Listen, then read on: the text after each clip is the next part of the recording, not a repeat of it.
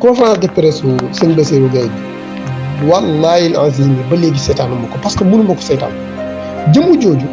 mënuma ko xool nii xam nga lu tax mënuma ko xool mais est-ce que Sénégalais yi ak jullit ñi est-ce que ñu ngi fàttaliku imam Alioune Badara Ndao nga xam ne ci daaraam lañ ko fekk muy jàngal ay xale tëdd ci benn lalu pajaas pour lewal alal joo xam ne financement la pour antiterroriste pour lewal alal jooju mën ko justifier ci ay documents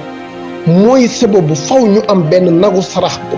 faw mu am koo xam ne moom la ñuy jàpp def ko nagu sarax bi mais est-ce que xam ngeen ne A ba Z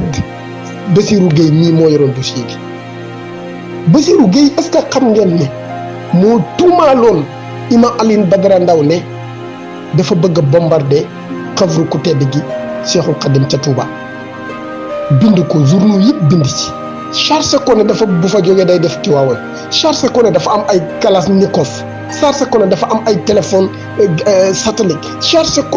ko te koo xam ne wallahi azim dépasse bu daara ji añee sax fanaanoo ko jour boobu alalu jàmbur la fanaan.